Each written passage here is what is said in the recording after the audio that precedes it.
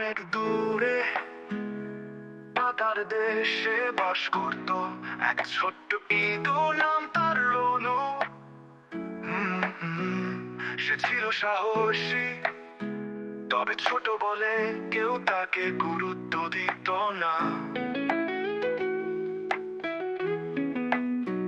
কিন্তু রনু স্বপ্ন ছিল একদিন সে হবে মহান যোদ্ধা।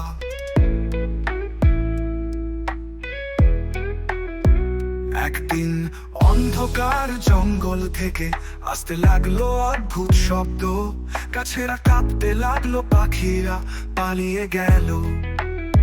সবাই ভয়ে চুপ, শুধু রনু বলল, আমি যাব, রহস্যের সমাধান করব।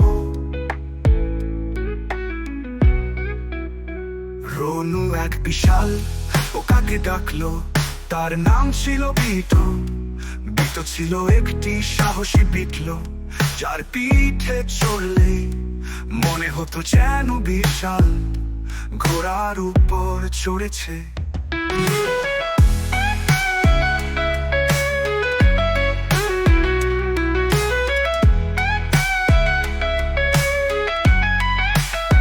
রনু আর বিটু চলল গভীর জঙ্গলের দিকে। মাঝে মাঝে গাছ থেকে ঝুলে পড়তো বিশাল জাল, উড়ে আসতো নিষ্ঠ ছায়া।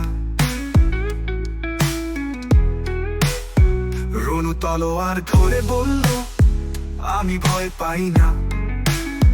তাদের আটকায় জাল রাসপিনো, এক মায়াবী মাকড়সা, যেটা জাদু জাল দিয়ে সবকে ঘুম পাড়িয়ে রাখে। রনু বলল, আমরা তোমার কারো ক্ষতি করিনি, শুধু জানতে এসেছি এই জঙ্গলে কি ঘটছে। স্পিনো অবাক, কেউ আগে তার সঙ্গে কথা বলেনি। সে বলল, আমার জাল আসলে রক্ষা করার জন্য এক অন্ধকার শক্তি আসছে।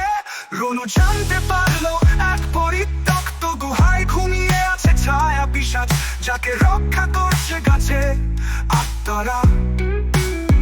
রনু চেয়েছিল তাকে জাগিয়ে না তুলে সবাইকে নিরাপদ রাখতে।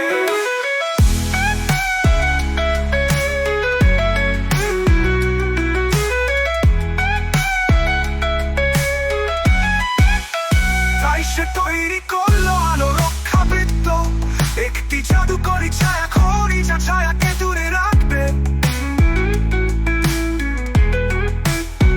রনু ফিরে এলো পাতার দেশে, সবাই তাকে কুর্নিশ জানালো, আজ আর কেউ তাকে ছোট বলেনি।